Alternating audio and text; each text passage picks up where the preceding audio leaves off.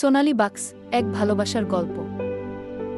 কিছুক্ষণ আগে একটি লোক তার ৩ বছর বয়সী মেয়েকে একটি সোনালীর ট্যাপিং পেপার অপচয় করার জন্য শাস্তি দিয়েছিলেন।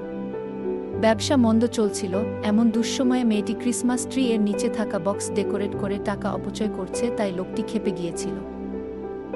কিন্তু পরের দিন এক্সমাস ডে এর সকালে যখন ছোট্ট মেয়েটি সেই সাজানো বাক্সটি তার বাবার দিকে এগিয়ে দিয়ে বলল, "এই উপহারটি তোমার জন্য বাবা গু।" তখন লোকটি কিছুটা বিব্রত বোধ করল এবং গতকাল মেয়ে শাস্তি দেওয়ার জন্য মনে মনে লজ্জিত হচ্ছিল। কিন্তু বাবা বাক্সটি যখন খুলল তখন সে আগের চেয়েও বেশি রেগে গিয়েছিল, কারণ বক্সটি খালি ছিল। এটি দেখে মেয়েটির বাবা রাগান্বিত কণ্ঠে মেয়েটিকে বলল, "তুমি কি এটা জানো যে কাউকে উপহার দিলে বাক্সে কিছু একটা থাকতে হয়? খালি বক্স দেয়াটা অসভ্যতা।"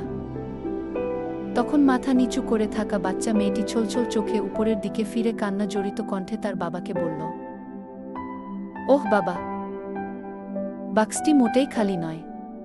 আমি এটিতে আমার অনেকগুলো ভালোবাসা এবং চুমু বন্দি করে তোমাকে দিয়েছি।" বাবা মেয়ের কথা শুনে কান্নায় ভেঙে পড়ল এবং হাঁটু গেড়ে বসে মেয়েকে বুকে জড়িয়ে ধরে ক্ষমা চাইল।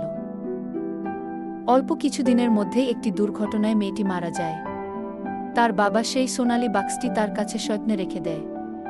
যখনই তার মন খারাপ হয়, হতাশা ঘিরে ধরে, তখনই বাচ্চা মেয়েটির সেই সোনালী বক্সটা হাতে নিয়ে কন্যার সেই ভালোবাসা অনুভব করে সব কষ্ট এবং হতাশা ভুলে যায়।